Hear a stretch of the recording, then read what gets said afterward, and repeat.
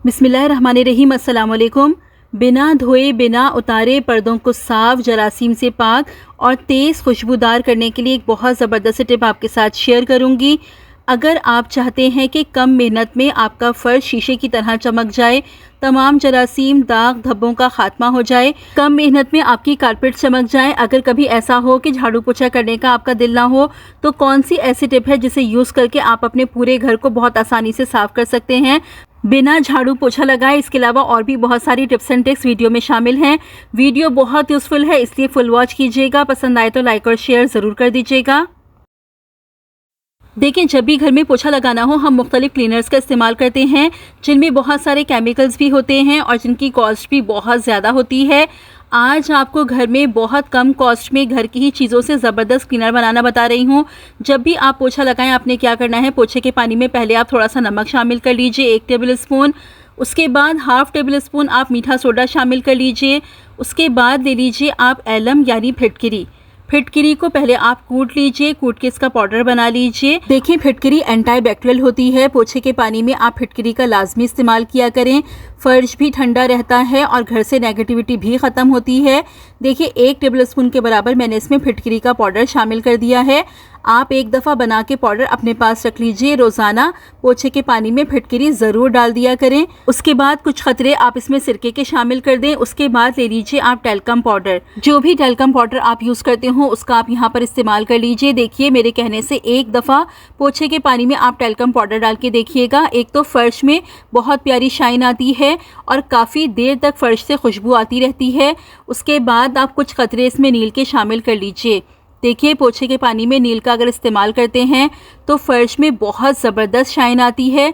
ये सारी चीज़ें आपको अपने घर से ही मिल जाएंगी, बिल्कुल ज़ीरो कॉस्ट में। ये ज़बरदस्त सा क्लीनर बनके आपके पास बिल्कुल तैयार है, जिससे सफाई भी होगी, बहुत प्यारी खुशबू भी आएगी और आपके घर से तमाम जरासीम का, कीड़े मकोड़ों का भी खात्मा होगा। और पोछे के पानी में नमक और फिटकिरी का अगर आप इस्तेमाल करते हैं तो घर से नेगेटिविटी का भी खात्मा होता है। तो बस ये पानी आप तैयार कर लीजिए। रोज़ाना इसको तैयार करना कोई मुश्किल नहीं है, बस ये थोड़ी सी चीज़ें हैं जो आपको पोछे के पानी में शामिल करनी है। उसके बाद आप अपने पोछे का कपड़ा ले लीजिए, इसमें डिप कीजिए, अच्छी तरह से निचोड़ लीजिए और अपने पूरे घर में आप इससे पोछा लगाइए। एक दफ़ा आप इस टिप को ज़रूर बनाइएगा, ज़रूर ट्राई कीजिएगा, इतने ज़बरदस्त आपको रिज़ल्ट मिलेंगे। आप फ़िनाइल और महंगे महंगे क्लीनर्स आना खुद छोड़ देंगे। देखिए, अक्सर क्या होता है, घर में छोटे बच्चे भी होते हैं। हम महंगे महंगे इस तरह के केमिकल क्लीनर्स ले तो आते हैं, लेकिन जब हम उन्हें यूज़ कर लेते हैं तो उनके असरात हमारे फ़र्श पर रह जाते हैं। तो इसलिए जहाँ छोटे बच्चे हों वहाँ तो कोशिश कीजिए कि केमिकल क्लीनर्स का बिल्कुल भी इस्तेमाल ना करें। ये सारी घर की चीज़ें हैं, इनमें ऐसे कोई हार्श केमिकल नहीं है। तो इसलिए इस पानी को आप बना के रोज़ाना तैयार कर लिया करें और इससे आप अपने पूरे घर का पोछा लगाइए। अच्छा, आप चाहें तो इससे आप अपनी कारपेट्स को भी क्लीन कर सकते हैं। कारपेट्स भी बहुत ज़बरदस्त तरीके से चमक जाती हैं, क्योंकि देखिए, कारपेट्स में भी बहुत ज़्यादा गंदगी और जरासीम जमा हो जाते हैं। और मैं आपको बताऊं, फ़र्श से ज़्यादा कारपेट्स में गंदगी जमा होती है, जरासीम जमा होते हैं। तो रेगुलर कारपेट की सफाई करना बहुत ज़रूरी होता है।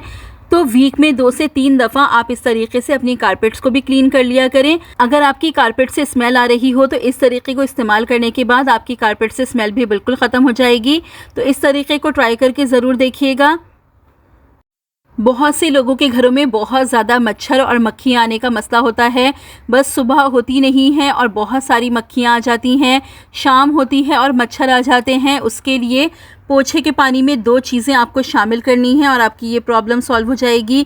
सबसे पहले ले लीजिए आप फ़िनाइल की गोलियाँ, जितनी आपको ज़रूरत हो उस हिसाब से आप उनका पाउडर बना लीजिए। यानी आपका फ़र्श जितना बड़ा हो उस हिसाब से आपने फ़िनाइल की गोलियाँ ले लेनी है। मुझे बस 1 रूम का पोछा लगाना था तो मैंने 1 ही फ़िनाइल की गोली का इस्तेमाल किया है। उसके बाद ले लीजिए आप नीम का तेल। आपको पंसार की शॉप से बहुत आसानी से मिल जाएगा। कड़वा होता है और इन सारी चीज़ों को भगाने के लिए बहुत इफ़ेक्टिव होता है और कोई भी आपके फ़र्श पे चिपचिपापन नहीं होता नीम के तेल से। आपने बस 1 छोटी चमची नीम का तेल इसमें शामिल कर लेना है। अगर आप इस टिप को एक दफ़ा यूज़ कर लेंगे तो यकीन कीजिए आपके घर से मक्खियों का और मच्छरों का मुकम्मल तौर पर ख़ात्मा हो जाएगा। ये इतनी ज़बरदस्त टिप है। अगर आप मक्खियों और मच्छरों से परेशान हैं तो पोछे के पानी में ये 2 चीज़ें शामिल करके आप पूरे घर का पोछा लगा दीजिए। आपकी ये प्रॉब्लम बहुत आसानी से सॉल्व हो जाएगी। देखिए, अगर आलू और प्याज को आपको लंबे अर्से तक सेफ़ रखना है तो उसके लिए मैं आपको बहुत ज़बरदस्त टिप बता रही हूँ। इस तरह से आपकी प्याज और आलू बहुत लंबे अर्से तक महफूज रहेंगे, बिल्कुल भी ख़राब नहीं होंगे। आप 2 से ढाई महीने भी आलू को आराम से अपने पास सेफ़ रख सकते हैं। आपने क्या करना है, देखिए, अगर आप ज़्यादा सारी प्याज स्टोर करना चाहते हैं तो आप ले लीजिए न्यूज़पेपर, और न्यूज़पेपर के आप इस तरह से देखिए बॉल्स बना लीजिए और इस तरह से आप अपनी प्याज़ों में न्यूज़पेपर के बॉल्स डाल दीजिए। बस देखिए, यहाँ पर आपको एक ख्याल रखना है कि न्यूज़पेपर पे कोई इस्लामी नाम ना हो ताकि बेहुरमती ना हो। तो बस इस तरह से आप न्यूज़पेपर के बॉल्स डाल दें और आपकी प्याज़ें लंबे अरसे तक महफूज रहेंगी। अब देखिए, आलू का मैं आपको बताती हूँ कि आलू को आपने लंबे अरसे तक कैसे सेफ़ रखना है। देखिए, आप क्या कीजिए, आलूओं में आप इस तरह से लहसुन डाल दीजिए। 3 से 4 आप पोथियाँ इस तरह से अपने आलूओं में रख दीजिए, तो आपके आलू लंबे अरसे तक सेफ़ रहेंगे, बिल्कुल भी ख़राब नहीं होंगे। और एक टिप मैं आपको और बता रही हूँ कि देखिए, आलू प्याज जब भी आपने रखने हो तो आप इस तरह से ऊपर नीचे रखिए, लेकिन एक ही बास्केट में आप कभी मत रखिए। अगर आप एक ही बास्केट में एक ही जगह पर आलू प्याज रखते हैं तो आलू बहुत जल्दी ख़राब हो जाते हैं। इस तरीके से आप अपनी प्याज और आलूओं को लंबे अरसे तक सेव कर सकते हैं। देखिए, वाइपर पर सॉक्स लगा के आपकी एक बहुत बड़ी प्रॉब्लम बहुत आसानी से सॉल्व हो सकती है। देखिए, अक्सर क्या होता है कि कभी हमारी तबीयत ठीक नहीं होती, हमारी हिम्मत नहीं हो रही होती झाड़ू पोछा अलग अलग करने की। अगर कभी ऐसी प्रॉब्लम हो तो आप झाड़ू पोछा दोनों एक ही टाइम पे बहुत आसानी से कर सकते हैं और इस तरह से आपका फ़र्श भी बहुत अच्छी तरह से क्लीन हो जाएगा। आपने क्या करना है, वाइपर पर आप इस तरह से कोई भी पुराने सॉक्स लगा लीजिए और जो भी क्लीनर आप यूज़ करते हैं उसको आप इस तरह से स्प्रे कर लीजिए, या फिर आप चाहें पहले सॉक्स को क्लीनर में डाल के आप गीला कर लीजिए निचोड़ के, उसके बाद आप वाइपर पर इस तरह से चढ़ा लीजिए। जिस तरह से भी आप कंफर्टेबल हो आप इसको इस्तेमाल कीजिए। अब इससे आप अपने पूरे घर की सफाई कीजिए, यकीन करें इतनी अच्छी तरह से क्लीनिंग होती है। एक तो सॉक्स का मटेरियल कुछ इस तरह का होता है कि बहुत अच्छी तरह से फ़र्श साफ़ हो जाता है, जितनी भी डस्ट होगी वो बहुत आसानी से निकल जाएगी। आपको झाड़ू और पोछा दोनों अलग अलग करने की ज़रूरत ही नहीं पड़ेगी। एक दफ़ा आप इस तरह से क्लीन कर लें, झाड़ू पोछा दोनों का काम एक ही टाइम पे हो जाएगा। और देखें, आप चाहें तो इससे आप बहुत अच्छी तरह से अपनी कारपेट्स को भी क्लीन कर सकते हैं। कारपेट्स में जितनी भी डस्ट होगी बहुत आसानी से निकल आएगी। और इसका एक फ़ायदा आपको ये भी होगा कि देखिए, जो ऐसे फर्नीचर्स होते हैं जहां हमारा पोछा हाथ से नहीं जा रहा होता, यानी जिनके पास डंडे वाले पोछे नहीं होते और वो हाथ से पोछा लगाते हैं और हाथ से पोछा ऐसे फर्नीचर्स के नीचे नहीं जाता, तो इस तरह से आप वाइपर पर सॉक्स लगा लीजिए और अपने फर्नीचर के नीचे आप बहुत आसानी से क्लीनिंग कर सकते हैं। ये तरीका इस तरह भी इफ़ेक्टिव है कि अगर आपको ऐसी चीज़ों के नीचे सफाई करनी हो जहां आपका हाथ वाला पोछा ना जा रहा हो, तो आप वाइपर पर सॉक्स लगा के इन सारी चीज़ों के नीचे क्लीनिंग कर लीजिए। वाइपर पर सॉक्स लगा के आप अपनी दीवारों को भी क्लीन कर सकते हैं। तो इस मेथड को आप ट्राई करके ज़रूर देखिएगा। देखिए, अदरक को छीलने के लिए अक्सर हम इस तरह से नाइफ़ का इस्तेमाल करते हैं, लेकिन देखें, छुरी से अगर हम अदरक को पील करते हैं तो काफ़ी मोटा छिलका उतरता है और हमारी अदरक काफ़ी वेस्ट हो जाती है। देखें, अदरक को जब भी आपको छीलना हो आप इस तरह से छुरी का इस्तेमाल बिल्कुल ना करें। देखिए, अदरक को छीलने के लिए आप हमेशा चम्मच का इस्तेमाल करें। देखिए, अदरक को अगर आप चम्मच से छीलेंगे तो सिर्फ छिलका निकलेगा, बिल्कुल भी अदरक वेस्ट नहीं होगी। ये देखिए, सिर्फ छिलका निकला है, अदरक ज़रा सी भी वेस्ट नहीं हुई। अदरक को छीलने के लिए आप एक दफ़ा इस मेथड को ज़रूर ट्राई करके देखिएगा। एक स्प्रे बॉटल ले लीजिए, उसमें ले लीजिए आप थोड़ा सा पानी। अब इसमें शामिल कर लीजिए आप हाफ़ टेबल स्पून मीठा सोडा। उसके बाद ले लीजिए आप अपनी पसंद का कोई भी परफ्यूम, जो परफ्यूम भी आपको अच्छा लगता हो वो आप ले लीजिए। और ये देखिए, इस तरह से आप स्प्रे बॉटल में परफ्यूम को स्प्रे कर दीजिए। थोड़ी अच्छी क्वांटिटी में स्प्रे कीजिएगा, इस तरह से स्प्रे कर दीजिए। उसके बाद आप स्प्रे बॉटल को इस तरह से बंद कीजिए और इसको अच्छी तरह से आप शेक कर लीजिए। अब ये आपके पास एक बहुत ज़बरदस्त सा लिक्विड बन के बिल्कुल तैयार है। देखें, हम सब जानते हैं कि मीठा सोडा एंटीबैक्टीरियल होता है, जितने भी जरासीम होते हैं उनको ख़त्म कर देता है, बदबू को ख़त्म कर देता है। तो देखें, आपने क्या करना है, वीक में एक दफ़ा आप अपने पर्दों को इस तरह से इस सॉल्यूशन से स्प्रे कर दीजिए। मीठे सोडे की वजह से जितने भी आपके पर्दे पे जरासीम होंगे, जो भी बदबू होगी वो बहुत आसानी से निकल जाएगी और परफ्यूम से बहुत प्यारी खुशबू आएगी। ये टिप मैंने यूज़ की, बहुत ज़बरदस्त इसके रिज़ल्ट मिलते हैं। इस टिप को अगर आप यूज़ करते हैं तो काफ़ी टाइम तक आपके कमरे से बहुत प्यारी खुशबू भी आती है। देखिए, रोज़ रोज़ पर्दों को उतार के धोना पॉसिबल नहीं होता। वीक में मगर एक दफ़ा ये स्प्रे आप अपने पर्दों पर कर दें ताकि पर्दों पर जितने भी जरासीम हो, अगर स्मेल आ रही हो तो वो ख़त्म हो जाए। पर्दे आपके काफ़ी हद तक फ्रेश हो जाते हैं। इस टिप को आप एक दफ़ा ज़रूर ट्राई कीजिएगा, आपको बहुत ज़बरदस्त रिज़ल्ट मिलेंगे। देखिए, एलम यानी फिटकिरी, इसका एक बहुत ज़बरदस्त इस्तेमाल मैं आपको बता रही हूँ। देखिए, जब भी हम मेकअप करते हैं तो होता क्या है कि हमें बहुत जल्दी जल्दी पसीना आने लगता है। तो ये टिप अगर आप यूज़ करते हैं तो मेकअप करने के बाद आपको बिल्कुल भी पसीना नहीं आएगा।